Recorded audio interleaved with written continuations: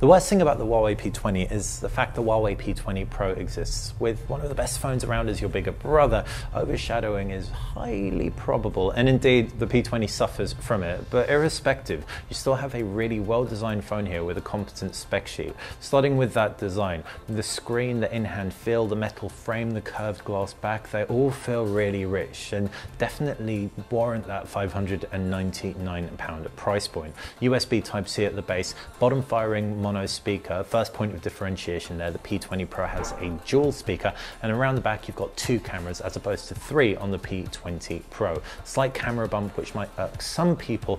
Definitely want to get a case on here if you don't want that to scratch on a surface. At 5.8 inches it's a decent size screen and it doesn't feel too big, so maybe the option out there for anyone who wants a slightly smaller device.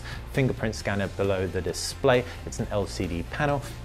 Altogether looks and feels really, really good. Available in a range of colors, including this very, very sweet pinky hue gradient we've got here. Also available in this twilight gradient too.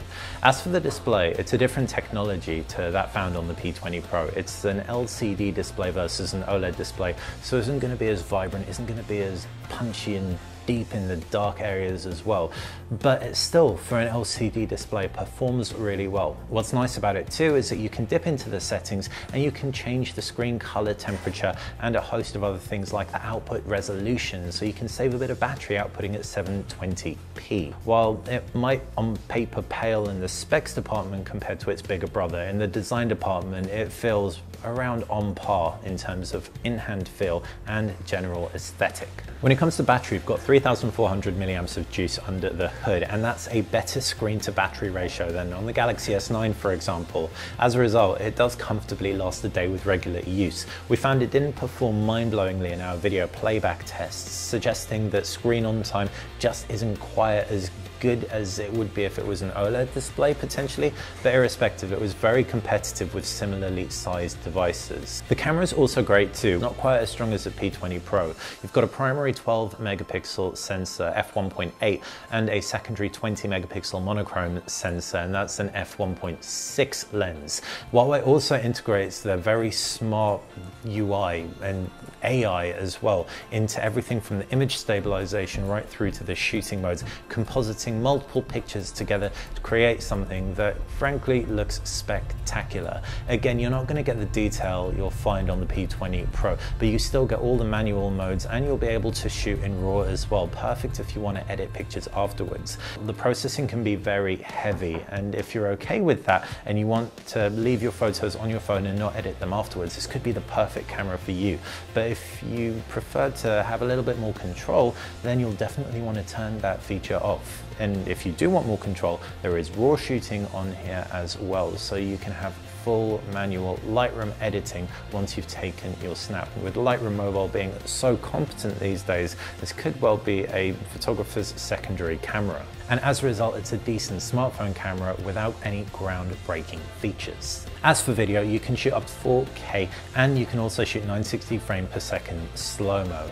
The regular video looks really solid and stabilization at 1080p is good too. 24 megapixel selfie camera also delivers tons of detail and has plenty of beauty modes to soften it if need be. Huawei crams the latest version of Android in the P20, and it's also got Emotion UI 8.1 as well. What that means is you've got the latest in terms of security updates, and you've got a relative amount of future-proofing too. The interface is a little bit heavy for stock Android fans, but it's incredibly customizable. You can switch your apps tray on, switch it off. You can interact with the phone using a knuckle, and it recognizes that differently to a finger.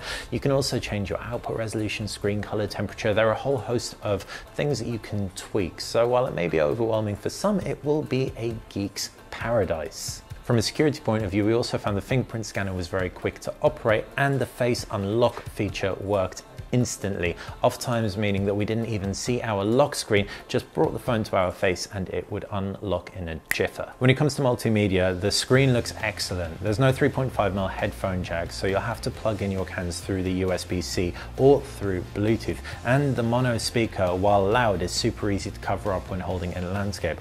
But watching movies irrespective is a decent experience if you don't mind all that, and there's tons of space on here too. 128 gigabytes of storage, plenty for all your games and videos. So the question is, how much do you value stereo speakers, a better camera and an OLED display?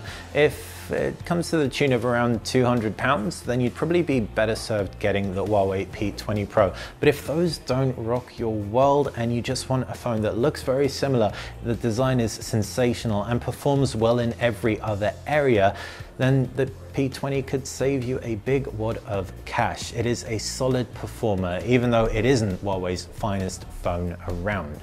Hopefully you found this video useful and enjoyed it. If you did, make sure you keep it locked to Tech Radar for everything Huawei P20 and other smartphone related. Thanks for watching.